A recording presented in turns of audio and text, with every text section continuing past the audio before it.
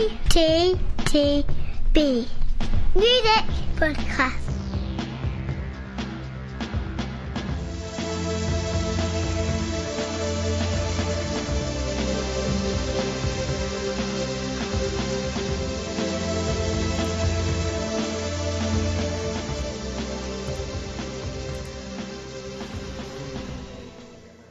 And we're back. We're back for a brief David Bowie special, as it were. We kind of decided that Mr. David Bowie, as he was referred to frequently on this podcast, deserved a bit more discussion and talking rather than just talking about the new album, which we've just done so on the current podcast.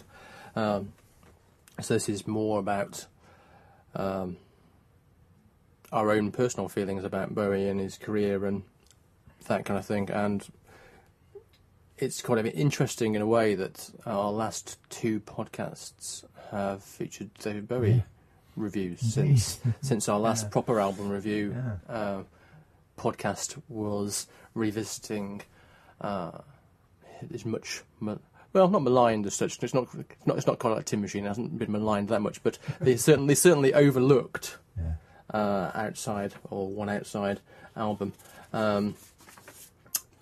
which clearly is a record that we've both been long-term fans of, and interesting that amongst the people that have spoken since he died has been Brian Eno, and saying that he'd spoken to Bowie about a year or so ago, and one of the things they'd spoken about was perhaps revisiting Outside at some point in the next kind of couple of years, and either revamping it in some way or perhaps doing a kind of follow-up record, which is something that we, funny enough, discussed on that last podcast.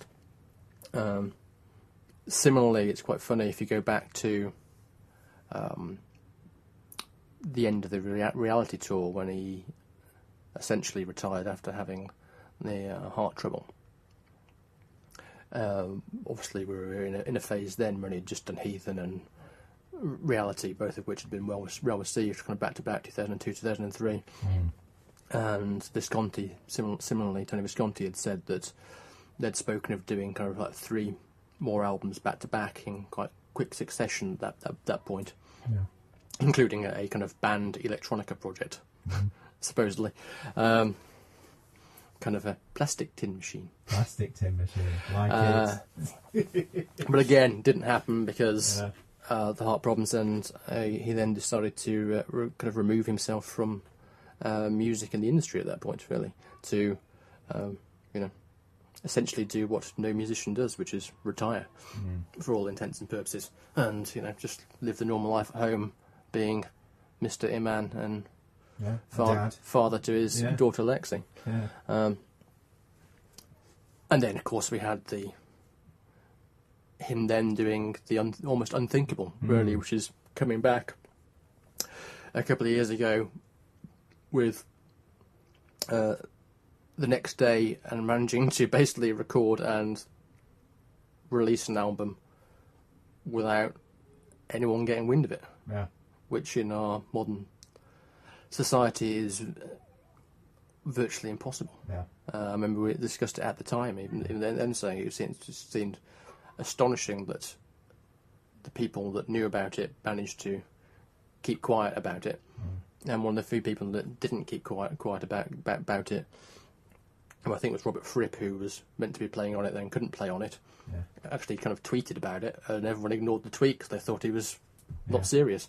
So they've got, David Bowie's not going to record a new album. He's hasn't done it for 10 years, he's not going to do anything else. No, of course he's not. The point is ignored. And he turned down the Olympic closing ceremony as well. Indeed, to keep the secret. Yes, to not perform. Although again, he managed, whilst he came back to making music, he didn't really perform.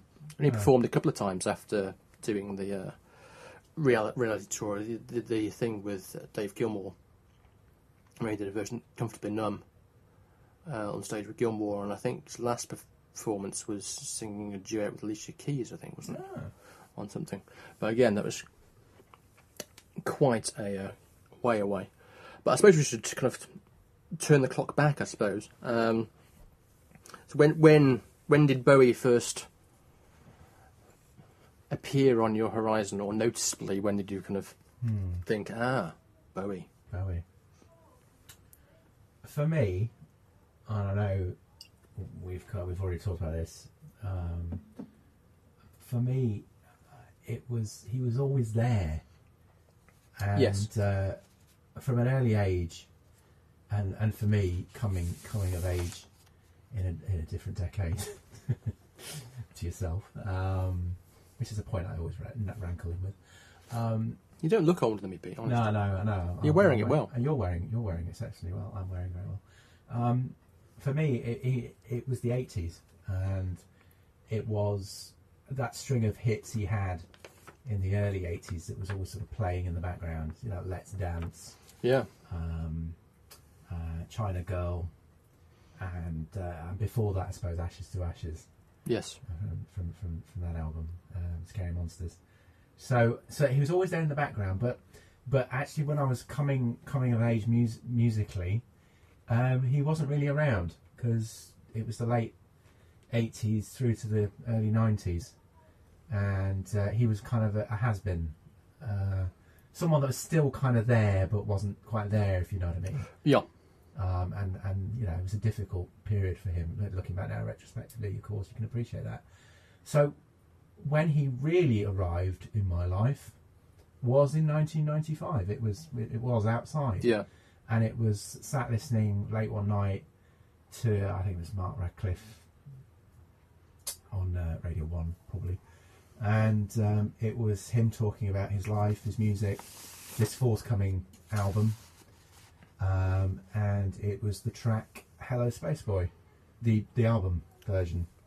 Which before really, your mates got their hands on it. Before my mates got their hands on it. It really appealed to me because at the time I was listening to a lot of Nine Inch Nails and other sort of proto-industrial alternative rock music. So that track just stood out to me, and then of course the Heart's Filthy Lesson came out as a single. Yeah. And my other mate Trent Reznor did a fantastic remix of that.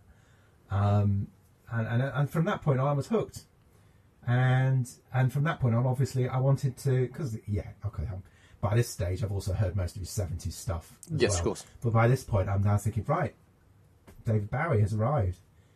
This guy's got albums, lots of really good albums, and it's at that point I suppose I sort of become a fan. Yeah. And start buying the music, and so my second Bowie moment is probably Hunky Dory. Yeah. So going right back, nearly back to the fourth album. Yeah. Yeah, right back to near the beginning, and sort of having the two very different sides of Bowie there. The sort of the very early 70s Bowie and alternative mid 90s Bowie. Yeah. Right. Yeah, I mean, for me, I was similarly. I was obviously started the first album. David Bowie came out in '67, I think it was. So I was born a year later. So pretty much Bowie's career has kind of spanned my life up until now. And I was certainly aware of some of the stuff in my very early years, and I do remember actually kind of sitting up and taking notice of Space Oddity when it was re-released in '75, when I'd have been 6, 7. Yeah. My brother was a big fan of that, and we were a household that loved music. My parents loved music, and my older brother, I still have an older brother. I had an older brother. Sorry, Phil. I still have an older brother. Who's I never had an older brother. Yeah, who's 6.5 years older than me. So I was living my musical taste for the early part of my life, kind of vicariously or by osmosisly, through my brother and his taste in music. So my brother was very much into Bowie at that point, and kind of Queen, early Queen, and the early startings of heavy metal, I suppose, as well. And But it probably wasn't until Ashes to Ashes came out that I really kind of went, you know what? Yeah, David Bowie. I need to buy some David Bowie. And I remember buying the Ashes to Ashes single. Obviously, it has one iconic video. Now, classic in the way that obviously we're talking 1979, most expensive video of all time at the time. Now the kind of thing that basically you could recreate using your mobile phone, including editing it and adding the effects that they used. Perhaps without Steve Strange, who we also lost, of course, walking across a beach with a digger trailing them. And it was a great song in many ways. Well, it's a great pop tune, great video, and in typical kind of Bowie kind of playfulness, it kind of it goes back to Space Oddity and basically saying that Major Tom is now a junkie. Yeah, and it's just he's gone from being a hero to being a bum essentially. And the whole kind of idea of that appealed to me at the time. And then not long after that is when I moved to Glasgow, and there's a great second-hand record shop called Lost Chord that wasn't far from where I lived. And I then, similar to you, decided to really just check out everything then. So there was basically everything pre kind of Scary Monsters. So picked up virtually all the late 60s, early 70s albums for peanuts, essentially. And for me, it was Diamond Dogs was the one that I really kind of fell in love with. It's a great gatefold sleeve of obviously Bowie kind of naked and then half of him as a dog kind of thing. It's a great thing. And kind of loosely based on George Orwell's 1984. And there's a great story, apparently he actually approached them, the estate of George Orwell, officially to say, can I do a musical of 1984? And they went, no. Yeah. So he kind of did it anyway. So he did it anyway. But not. Yeah. But in a less kind of obvious way. Yeah. And it's still an album. I was listening to it again the other day. It's still an album that I think is just a brilliant record. And of course, it does have Rebel Rebel on it, which is probably, along with Heroes, is probably one of Bowie's most covered tunes. Yeah. And so it's that and Lodger, which is the album that came out before Scary Monsters, which is another record that I think is one of his lesser appreciated records, certainly, that's really got me. And then from then on, I was kind of hooked. Let's Dance came out, as you say, and then Tonight, and Never Let Me Down, and this was a 3-album period where Bowie had gone from being kind of successful. He'd been successful. He'd been big in the 70s. Get to the start of the 80s. He was still doing all right. He was still a big artist, but he wasn't a superstar. No. Let's Dance and Tonight turned him into a global superstar again, and suddenly he was just the biggest artist on the planet. And that I think that started to get to him, because he got to the stage when he got to the Never Let Me Down Glass Spiders tour. If anyone's ever seen the video for that, there was a video made of the tour of that. It's worth seeing because it is bonkers, really over the top. And he went through that, and he was the albums are still. I mean, Never Let Me Down is actually quite a good record, I think. Sort of Time Will Crawl on and stuff like that, which is great. Certainly a better album than Tonight, which was I thought was probably one of the weakest albums he's ever made. And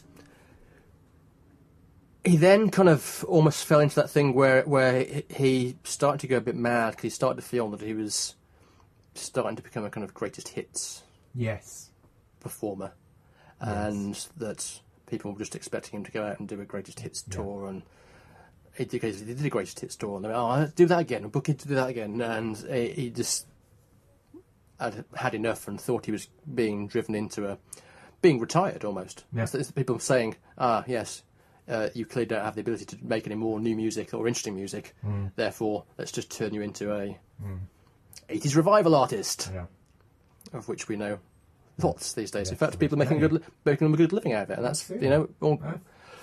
that's all strength to them, frankly.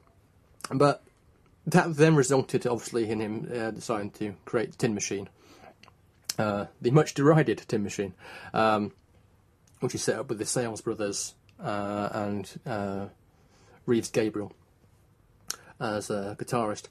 And this was interesting for me because he purposely wanted to get away from everything that he was doing and do it without him carrying everything.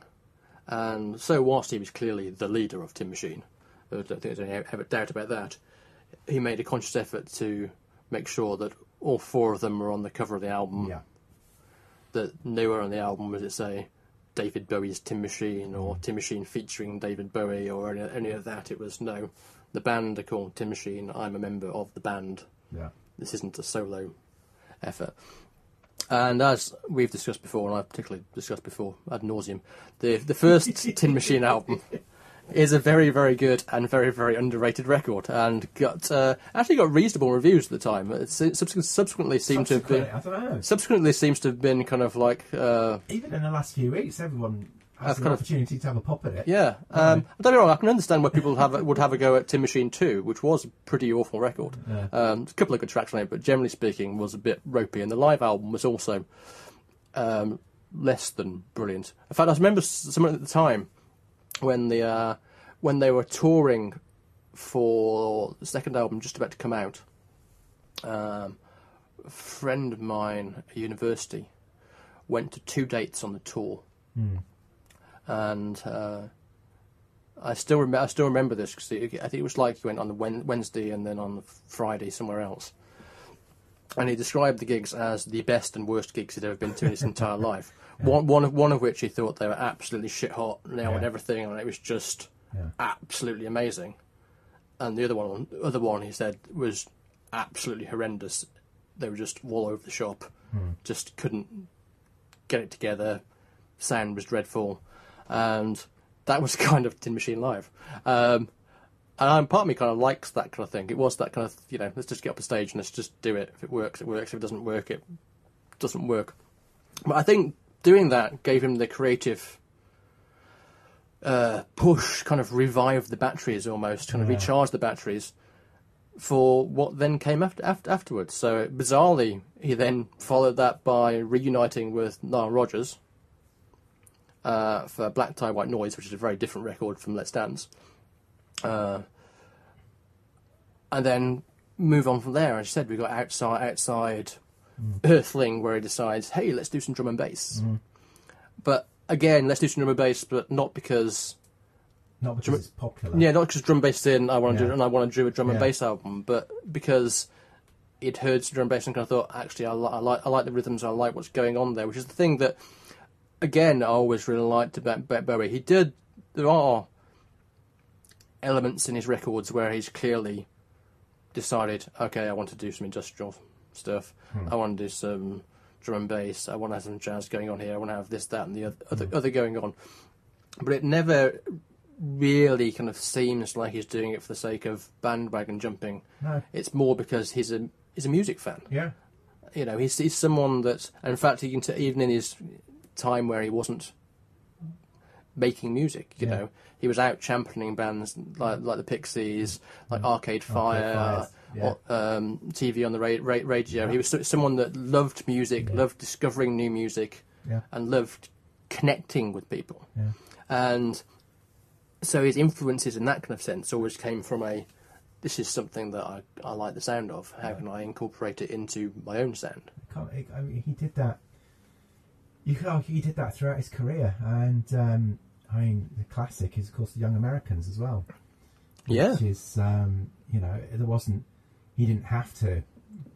Didn't have to move to Philadelphia and record that album. He wanted to, and it's such a great record as a result. You can feel the love that he puts into that, and that deep appreciation of his plastic soul album, as he called it. Plastic soul album, as he calls it. Yeah. That's a great record. It is a great record. And then he decides, I've got to get out, I've got to get away. And several times actually during his career, he kind of takes a step back from himself And then we get the awesome Berlin, what became known as the Berlin trilogy. Yes, the Berlin trilogy, only one of which was actually recorded in Berlin. Yeah. Which is in itself, as in Heroes, both the album and the track, has given us one of the greatest songs of the 20th century. You know. Indeed, actually, I don't know if you saw. There's a documentary series on Friday nights. Funny enough, it is a Friday when we're recording this. Music Moguls. Right. On BBC4, and last week's episode was Music Moguls Masters of Pop. Yeah.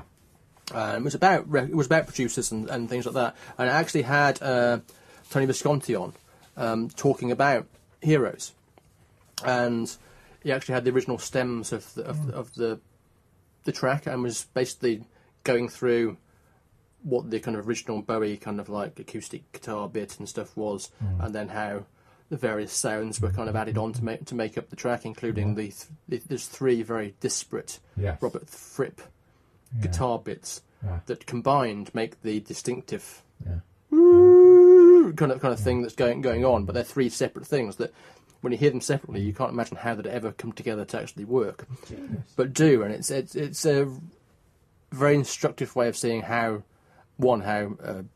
a good producer like Visconti kind of builds up a track. Yeah. But also in the genius of the actual song itself, which is, a lot of people's favourite song of all time, or at least amongst their favourite songs of all time, particularly of Bowie's.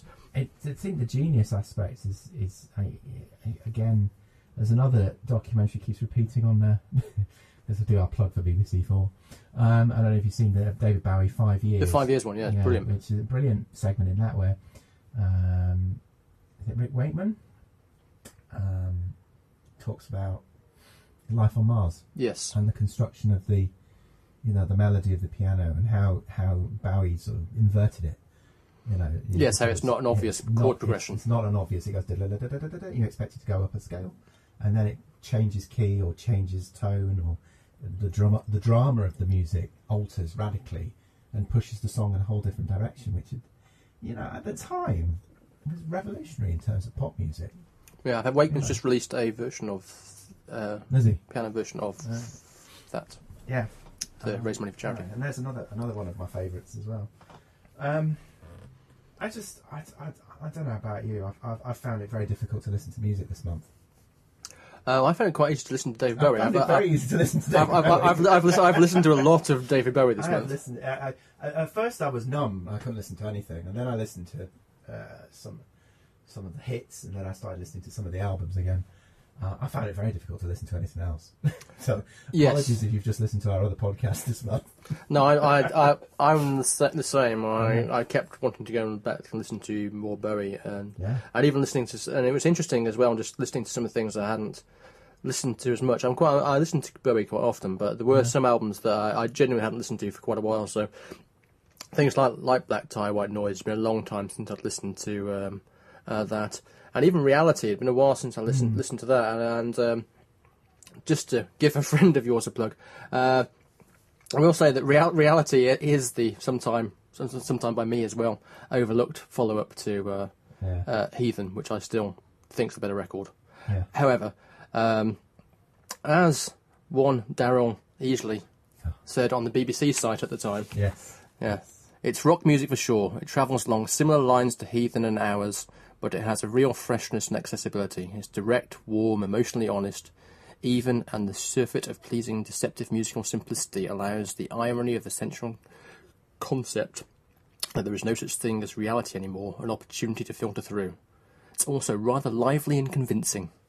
With Earthling, it's Bowie's best album since Scary Monsters, he said. He did, I remember that. I love his writing. And it is an album that I've certainly, actually over the last couple of years, come to like more than I did at the time. I certainly thought it was the poorest unto Heathen at the time. Yeah. I still think Heathen is a better record, but Reality is a really, really good record. And in fact, if you look, if you look at the last 7 albums he did, Outside, Earthling, Hours, Heathen, Reality, Next Day, Black Star. I mean, that's a pretty good run of albums of any point in anyone's career for some artists. You know, yeah, that's a stellar career. Just just those 6 or 7 albums. Yeah, that's a spectacularly good run of records. Yeah, and and I know we talked a couple of podcasts ago when we talked about Outside about the reboot that perhaps Tin Machine and then Outside gave him. Yeah. To enable this stellar run. And it was one of Daryl's other reviews around Earthling. That sort of brings that all home as well in terms of it being, his finest record of the 90s, and sort of the way he was able to bring together sort of the different strands. Yes. And the different musical things that he wanted to do, which he did throughout his career. If you think about it, you look at each record. Go back and look at every record, and he was always doing what he wanted to do, but he was doing it so well and so inventively. Yeah, I know, and there were themes that came back. Obviously, a lot of people have kind of come to the current album. I know the kind of jazzy aspects and people, and again, as if that was kind of something new, but obviously it was there on Outside, which we I said have spoken about, including on this podcast. But also, if you go back to Aladdin Sane, there's a beautiful on the actual track Aladdin Sane. Yes, there is. Pete's just showing off his very tasteful Aladdin Sane t-shirt. The title track of that has a brilliant piece of piano playing by Mike Garson, who was a long-term member of Bowie's recording group and touring group. And that's another thing I like about Bowie as well. Actually, he was kind of very loyal to people who he liked working with. Yeah. So whether it was touring or recording. Yeah. So there's a reason why Carlos Alomar and Fripp, Gail Dorsey, Mike Garson, and all these people were on his records or touring with him regularly. It's because he got on with them. He kind of knew that they knew how to deliver the goods. And he liked people that were musicians who could actually play and were willing to kind of go off in tangents. Yeah. And didn't just kind of go, "Oh, come in, I play this bit, this is all I can play. I'm going to direct you to do what you need to do, but you're not going to have any thought." And it's clear from his music that he did like people to work with him that would challenge him, whether from a producing point of view or from a band playing point of view, and people that were capable of going off on a tangent and following if something goes off to the side. What we haven't mentioned, of course, is his stellar work in duets. From the Christmas Standard of Little Drummer Boy with Bing, through to Under Pressure with Queen, which was allegedly recorded after a giant binge of alcohol and drugs. To the I know what's coming. No, I'll go there. You got the Less Than Wonderful Tonight with Tina Turner, and then of course the one that you were waiting for, which obviously is Dancing in the Streets with Mick Jagger, which does feature the campest pop video of all time. Yeah. And no matter how many times you rewatch that video, it is still the campest video of all time. It was when it came out in the 80s. It still is now. It hasn't been out-camped. As Seth MacFarlane's Family Guy says, "You let that happen, we all let that happen." It is just astonishing. It's astonishing and still incredibly enjoyable to watch, because you think these are two men who are really just having the time of their lives, taking the absolute piss. Absolutely, yeah. No, I thought you were going to banging on about the duet. The one thing we haven't mentioned at all, I'm conscious of time, Ziggy. This is true, yes. Get out of a Bowie tribute without Ziggy. But that just goes to show you, doesn't it? I mean, that's the whole point. Yeah. And then the thing is, it wasn't just one character. And the thing is, Ziggy was such a short period. True. And that's the thing that people forget, because Ziggy was 18 months. Yeah. Essentially. Yeah. To start from start to finish, and that was it done. And it was just a huge thing in the kind of Bowie myth. Yeah. If you like. Yeah. But I mean, the rise and fall of Ziggy Stardust Spice March is still a belting record. I had it on the car a few weeks back. Yeah. And it's still just chock full of just really, really great music. It's a stunning album. And that's the thing. You've got so many records, so many albums here that where I mean, people that follow me on Facebook will know that every Friday I do a Friday classic, post a song that I consider to be classic in my own little world. So not necessarily ones that are immediately obvious, although some of them are. And I was thinking, because I did post one, obviously on Bowie's birthday, to coincide with the release of the album, and clearly I then did one the following week as well to commemorate his death. But I was thinking, even as I was doing that, I was thinking, okay, 52 weeks in a year, I could really do a Friday classic of Bowie songs for the whole year without picking a dud. Yeah, are you going to? No, because I changed and did Black today. Oh, okay. Speaking of somebody else that died recently. Sure. Sorry, Colin. You don't get a tribute. No, but you are missed. In fact, people have been dropping like flies. Yes. The last month. Yeah. Well, last month and a bit. Obviously, Lemmy started just before Christmas. Course, yeah. But yeah, there's been quite a few people from the rock world that have gone. The impact of recent events around David Bowie is just it's phenomenal. I can't remember anything like it. I'm too young to remember John Lennon, of course, but I can only think that's the closest thing we've had. Yeah, I remember Lennon, and I remember Elvis to a certain degree. I mean, when he died, and obviously we had Michael Jackson more recently. Yeah.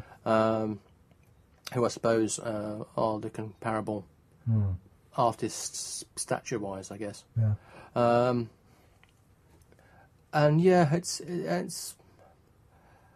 I mean, it's interesting. I mean, Bowie, I suppose, had. I mean, Elvis, I suppose, recorded for about a similar length of time, at least. But his output went down quality-wise. I mean, and Bowie's the one whose quality stayed the same. Again, Lennon's quality was, interesting to say the least. Yeah. Michael Jackson, similarly, in a lot of ways very similar. Started off at a very early age with some really great music, carried on making great music, and then started tailing away the last kind of 10 years of his life, and musical output wasn't very good, really. Yeah. Still, obviously, a man of huge talent, but the quality was certainly lacking. But a man who obviously was haunted by a lot of other things going on in his life.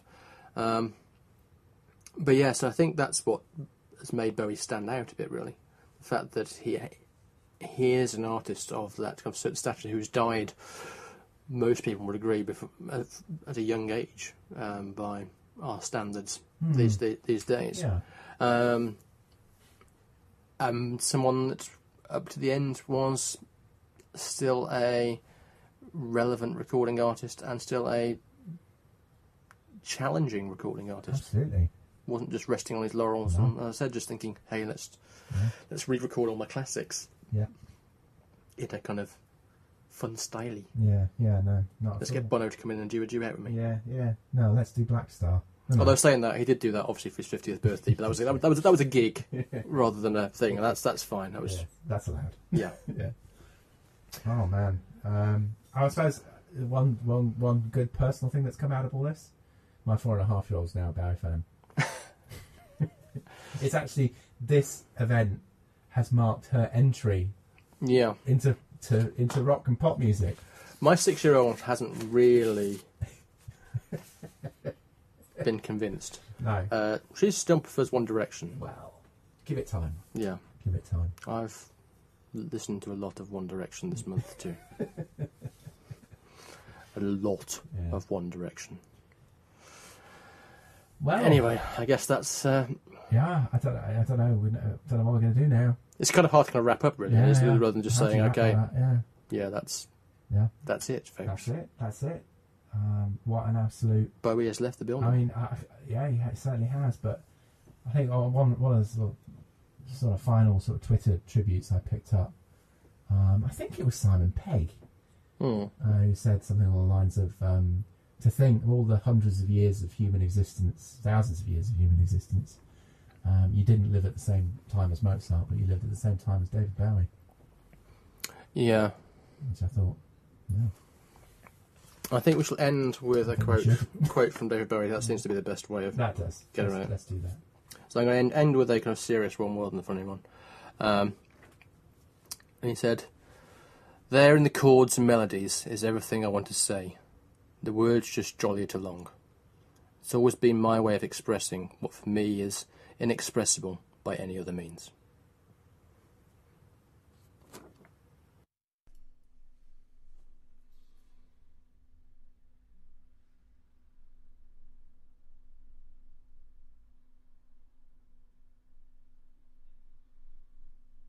You've been listening to the CTTV Music Podcast.